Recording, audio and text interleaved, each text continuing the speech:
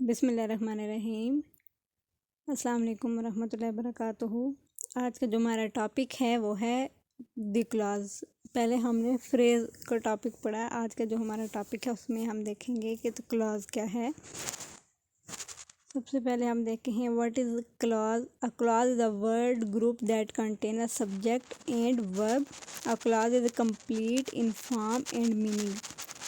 Clause जो है वो ग्रुप ऑफ वर्ड्स होता है जिसके अंदर सब्जेक्ट्स भी होते हैं और वर्ब भी होते हैं, और वो जो है एक कंप्लीट सेंस देता है, एक कंप्लीट फॉर्म में होता है, उसके कंप्लीट मीनिंग होते हैं। जैसे कि हमने देखा कि जो हमारे पास फ्रेज है वो कंप्लीट सेंस नहीं देता, वो सेंस क्रिएट करता तो है लेकिन वो कंप्लीट सेंस नहीं देता है। लेकिन क्लॉज के अंदर क्या होता है, एक कंप्लीट फॉर्म में होता है ये, और कंप्लीट मीनिंग होते हैं इसके।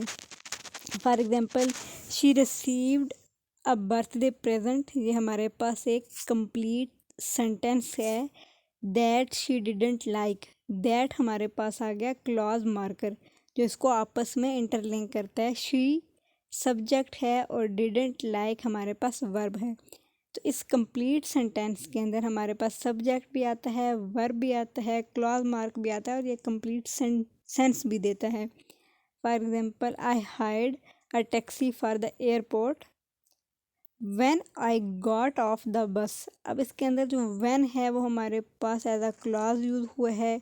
I इसके अंदर हमारे पास सब्जेक्ट है और got off हमारे पास इसके अंदर वर्ब है। तो क्लॉज जो होती है वो अपने सेंटेंस के अंदर एक पूरा कंप्लीट थॉट, आइडिया और मीनिंग देती है, और वो एक कंप्लीट फॉर्म में होती है। टाइप्स ऑफ क्लॉजेस हमारे पास आती हैं। एक इंडिपेंडेंट क्लॉज होती है, डिपेंडेंट क्लॉज होती है। जो हमारे पास clause the group of related words but contain a subject and a verb. जैसे हमने पहले ही पढ़ लिया कि क्लॉज जो है वो अल्फाज का मजमुआ होता है जो एक सेंटेंस बनाता है, जो रिलेटेड वर्ड्स होते हैं लेकिन उनके अंदर सब्जेक्ट भी होता है और वर्ब भी होता है।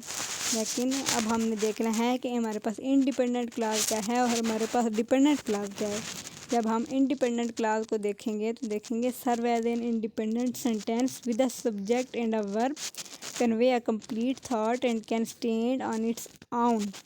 For example, Jack ate an apple and Jim saw her. अब इस सेंटेंसेस के अंदर देखें, इंडिपेंडेंट क्लॉज के अंदर ये है कि इसके अंदर हम वर्ब के साथ भी यूज़ करते हैं इसको और सब्जेक्ट के साथ भी करते हैं, और ये किसी चीज़ के ऊपर डिपेंडेंट नहीं होती, वो अपना खुद से एक मीनिंग दे रही होती है। और जो डिपेंडेंट क्लॉज होती है वो can't stand on its own, doesn't convey a complete thought and is not a complete sentence. It needs the independent clause to convey the complete meaning। जो हमारे पास डिपेंडेंट क्लॉज होती है ना तो वो खुद से स्टैंड कर सकती है, ना वो अपना कंप्लीट थॉट जो उसकी होती है वो कन्वे कर सकती है, ना ही वो जो है इंडिपेंडेंट क्लॉज के बगैर अपने कोई कंप्लीट मीनिंग देती है। डिपेंडेंट क्लॉज को हमेशा ज़रूरत होती है इंडिपेंडेंट क्लॉज की अपने कंप्लीट मीनिंग देने के लिए।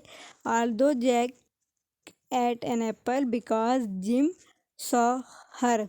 अब इसके अंदर जो हमारे पास बिकॉज आया है और जो हमारे पास ऑल्दो आया है, ये हमारे पास क्या आए हैं, as a dependent clause use हुए हैं। Joining the two, although Jack ate an apple he asked for मोर।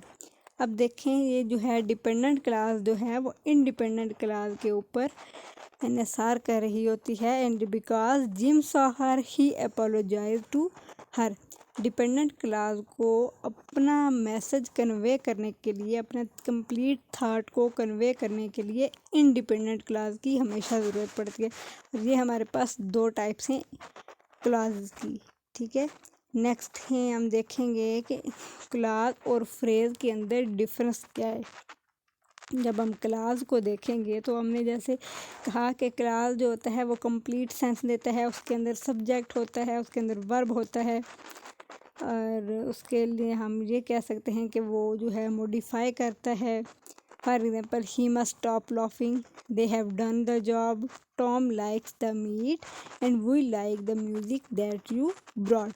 लेकिन फ्रेज के सेंस में जब हम इसको देखते हैं तो वो group small group of words होता है जिसमें हम मीनिंग को ऐड करते हैं किसी भी सेंटेंस के अंदर, और फ्रेज जो होता है वो सेंटेंस नहीं होता क्योंकि वो कंप्लीट आइडिया नहीं होता, वो सब्जेक्ट वर्ब एंड जो है प्रिडिकेट के साथ जो है इस्तेमाल नहीं होता। फ्रेज़ के अंदर हम ये देखते हैं द इंफॉर्मेशन एज हमारे पास आ जाता है noun phrase. Earnest in her desired adjective phrase, much too quickly to see clearly हमारे पास आएगा ये adverb phrase. After a verb long walk, prepositional phrase. तो ये इसकी डिफरेंट टाइप्स होती हैं फ्रेज के अंदर जो हमने दूसरे लेक्चर के अंदर पढ़ लिए। फ्रेज वर्सेस क्लॉजेज, मेन जो इसका डिफरेंस है फ्रेज का और क्लॉज का।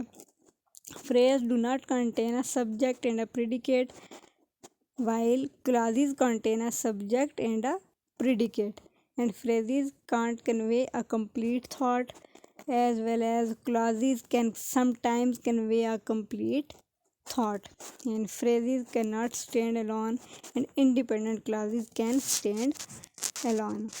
आज का हमारा इतना शॉर्ट सा टॉपिक था क्लास के मुतालिक। क्लास की 2 टाइप्स थी वो हमने देख ली। अल्लाह हाफिज़, अस्सलाम वालेकुम रहमतुल्लाहि व बरकातुहू।